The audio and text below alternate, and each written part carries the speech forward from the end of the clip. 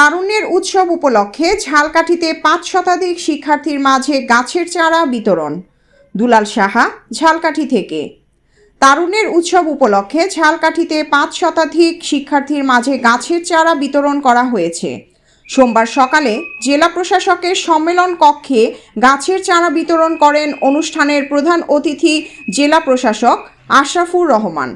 জেলা প্রশাসনের আয়োজনে এ উপলক্ষে অনুষ্ঠিত আলোচনা সভায় অন্যান্যদের মধ্যে বক্তব্য রাখেন police super Ujjwal Kumar Roy, civil surgeon doctor HM Zahirul Islam, কৃষি সম্প্রসারণ অধিদপ্তরের উপপরিচালক মোহাম্মদ মনিরুল ইসলাম, জেলা বিএনপির আহ্বায়ক অ্যাডভোকেট সৈয়দ হোসেন, জেলা জামায়াতের আমির অ্যাডভোকেট হাফিজুর রহমান, অতিরিক্ত জেলা প্রশাসক মোহাম্মদ রুহুল আমিনের সভাপতিত্বে অনুষ্ঠানে সরকারি কর্মকর্তা কর্মচারী, সুশীল সমাজের প্রতিনিধিরা ও বিভিন্ন শিক্ষা প্রতিষ্ঠানের শিক্ষক শিক্ষার্থীরা উপস্থিত ছিলেন।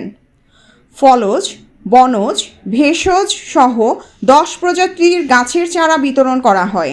প্রধান অতিথির বক্তব্যে জেলা প্রশাসক আশরাফুর রহমান বলেন, পরিবেশের ভারসাম্য বজায় রাখতে বৃক্ষরোপণের প্রয়োজনীয়তা রয়েছে। এজন্য ঝালকাঠি জেলা প্রশাসনের উদ্যোগে প্রতি বছর আমরা 1 লাখ গাছের চারা রোপণে লক্ষ্যমাত্রা নির্ধারণ করেছি। এ লক্ষ্যে আমরা কাজ করে যাচ্ছি।